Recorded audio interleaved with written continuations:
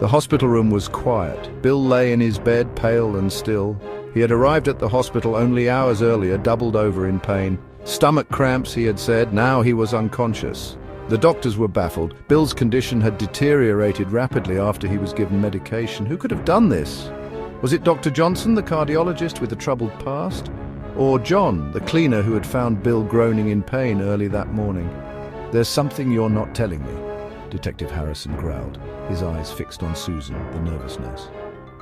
Susan insisted she had only given Bill the pills the doctor ordered, but something didn't feel right. Harrison could feel it in his gut. This was no ordinary illness. There was a mystery here waiting to be solved. Mia stared at the empty basket, her heart sinking. Whiskers, her ginger cat, was gone. She had just returned from a business trip, and the empty basket was the last thing she expected to see. Where could he be?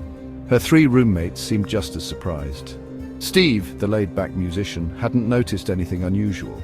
David, allergic to cats, was adamant that Whiskers couldn't have survived in the apartment with him around.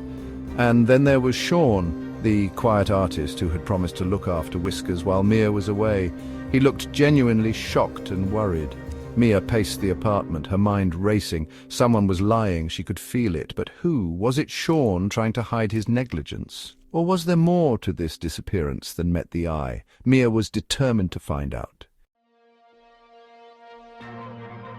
The air was thick with the smell of damp earth and fear. A lone figure stumbled through the darkness, his heart pounding in his chest. He was trapped in the bowels of an ancient castle with only 3 doors between him and freedom. The first door he knew led to a chamber filled with 100 rabid rats. A gruesome death awaited him there. The second door opened into a glass box, slowly filling with water.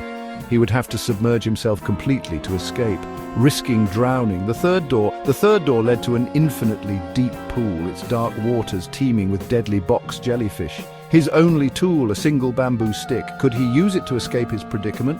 The answer, hidden somewhere in the darkness, was a matter of life and death. Section 4. The Case of the Stolen Watch. The train rattled along the tracks, carrying its passengers towards their destination. Brian, a young businessman, glanced at his wrist, his face contorting in disbelief. His watch, a family heirloom, was gone. He scanned the faces of his fellow passengers. Mary, the elderly woman, seemed to be fast asleep. Christopher, a businessman, was engrossed in meticulously counting the contents of his wallet.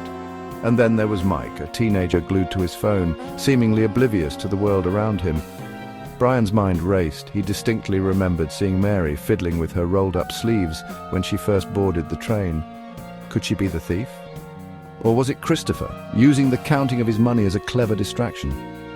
The answer, Brian knew, was hidden somewhere in the details. He just had to find it. Section 5. The Vanishing Purse. The mall parking lot was bustling with shoppers coming and going. Sarah, laden with bags, fumbled for her car keys, her purse slung carelessly over her shoulder. A moment later, she realized it was gone. Panic surged through her. Her wallet, her phone, everything was in that purse. She scanned the parking lot, her eyes desperately searching for any sign of the thief. 2 people caught her eye. Alyssa, a young woman, was just getting out of her car, seemingly unaware of the commotion.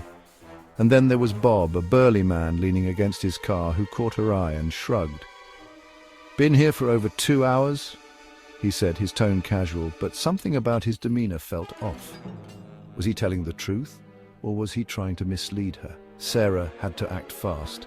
The thief, she knew, was long gone, but there was still a chance, however slim, that she could recover her stolen belongings. She just needed to find the missing piece of the puzzle.